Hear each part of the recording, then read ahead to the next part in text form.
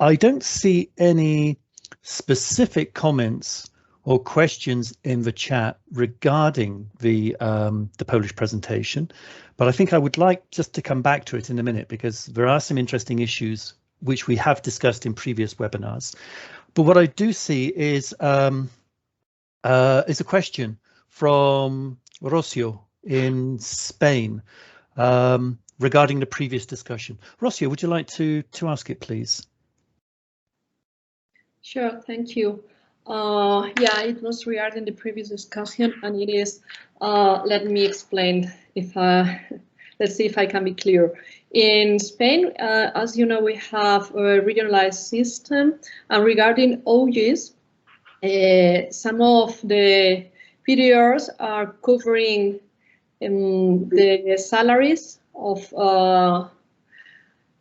I'm not sure if it's referred to farmers, but when is it about farmers organizations, for instance, or cooperatives, some PDRs are covering these salaries cost, and others are not. And this is because the ones who do not cover these salaries think that what we are doing is just to feed up this this budget of the project innovation, the whole budget, and at the end it's not such an incentivation to pay this for these salaries, because some people may think that they are taking part just because they need or it is good for their organizations to get this money.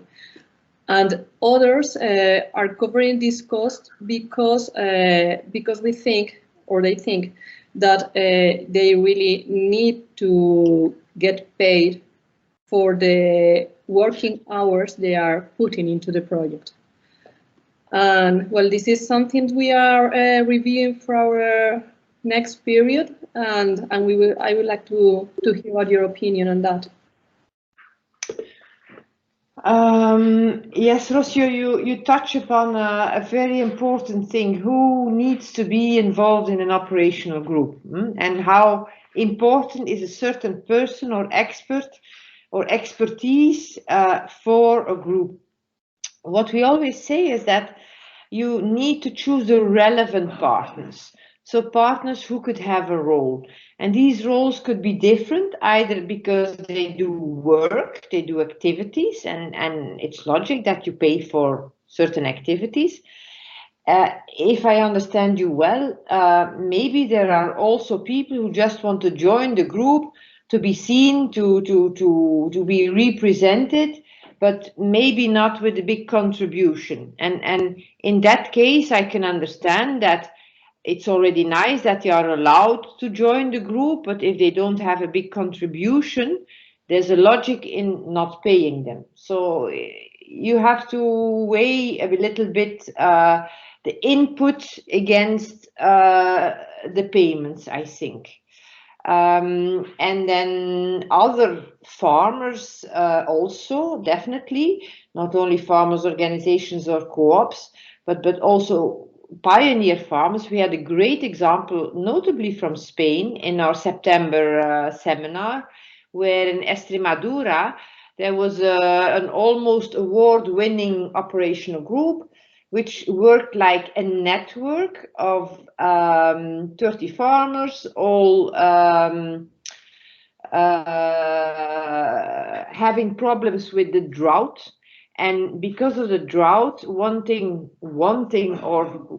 to try, let's say, to see if organic could be a solution and could bring them more profits. And indeed, 20 to 30% more income came from better soil organic matter, and typically the things that in organic farming you would have, where in the usual farming there's not much attention for, and in combination with drought brings a lot of problems. So there we had pioneer farmers who tested it out and who even educated the technicians from the cooperatives to see how to do it. And they all formed a network. There were, I think, 30 farmers involved, and their ultimate aim is even to make critical mass of organic produce there, to make a cooperation. They didn't come to this last phase of having a cooperation. The project was too short. That could be done in the next project. But they did manage to turn the buttons around in the heads of the farmers joining, and also those around there, because we know around an operational group there are also other farmers looking what is happening in that operational group. So you reach more than only those in the group. And indeed, they were convinced that it is profitable, it is feasible, and they made this step. To a certain, they used some kind of even patented, I don't know, but a certain knowledge exchange method, MIT it was called. But you can find all that on the website on our September seminar. And I must say, like in such an operational group, these pioneer farmers, they are really key. They need to be, I don't know if they were, but in my view, they are carrying the project forward. If they were not there to give the good example, I mean, the whole project would stumble down. So it may depend from project to project. And as I said, we want the relevant people in there that can really contribute to the project, either through activities, but it could also be through multiplying the information from the project to a broader audience. And that's exactly why we now really are looking for more integration of these farm advisors into the operational groups, so that they can be the multipliers, and they will also bring in a lot of practical knowledge, of course. And they play also an important role, although it's not the testing role or the drafting the report or whatever, but it also, this communication is an essential role that we have to take into account, and people who can help with that communication are also important in an operational group. So I hope I nuanced a little bit the paying of farmers in a group. It's all about relevance for the objective of the operational group. Okay. Thank you very much, Inga. So thanks very much for the question, Rocio. Thank you very much for the comprehensive and nuanced response from Inga. Now, Inga's been consistently referring to the seminar, AKIS seminar in September, and Livy has just very usefully put the link to that seminar into the chat. So that will take you to the EIP-AGRI website, and you will find a very, very comprehensive set of outputs from that seminar, which are many of which are highly and directly relevant also to this discussion. Now, we're going to break for coffee in a few minutes before we go on to our final session of the day. But I did want to raise one rather interesting point, which has come up in our previous two webinars, and it relates specifically to the traditional and existing activities of the national rural networks. Now, many of the all of the existing national rural networks have a long history of working with LEADER and local action groups. Now, Inga has introduced earlier this element of a new regulation, this expectation that all domains, economic, environmental and social, will be covered by advisors in the AKIS. Also, when we were listening to the presentation from Poland, our Polish colleagues were referring to some traditional areas associated with LEADER or becoming associated with smart villages, agri-tourism, women in rural areas, etc., etc. And in the previous webinars, we'd actually started to have a sort of interesting discussion about whether or not there was potential in the right place at the right time, also for LEADER and local action groups to be playing an important function inside of the AKIS, Maybe there's some coming together potentially of EIP-AGRI operational groups and leader, etc. Inga, would you like to respond to that issue? Because we did have some rather interesting discussions. Yes, I see the relation between leader and EIP as synergetic. We've seen leader groups helping to put operation groups together.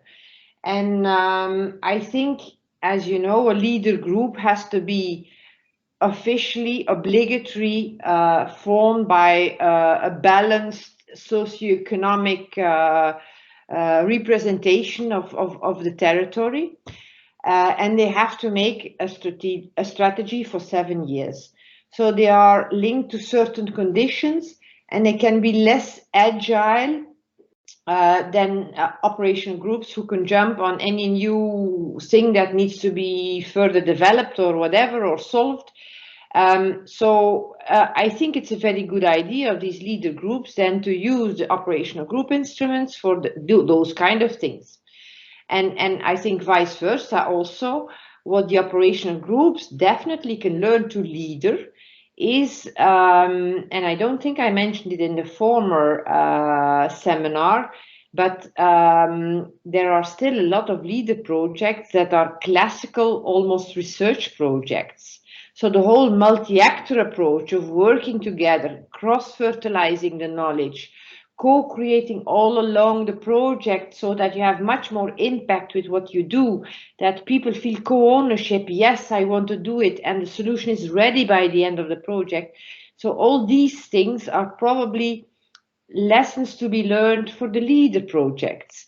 So I think we have lots of cross-fertilization that we can do, and we could even see it as one big whole. I mean, not a whole, but a W whole, where we are all looking out for transitions in the society and in agriculture and in rural areas in particular, of course, and each one has its place there. And ideally, I would see those things into one big pot, melting together, each one in his own way, and working together as much as possible. If I think about all these databases that AKIS platforms are going to make, why would the leader projects not be in there? They don't have a European obligation, but it's a pity, because otherwise we could also share that. But those who want to share, then maybe within the national AKIS or the regional AKIS or whatever, they should be allowed to share also their projects so that even more knowledge is spread. So I see a lot of opportunities for synergies, to be honest. No, great conclusion. Sharing, synergy, cross-fertilization in the pursuit of societal transition. Wonderful.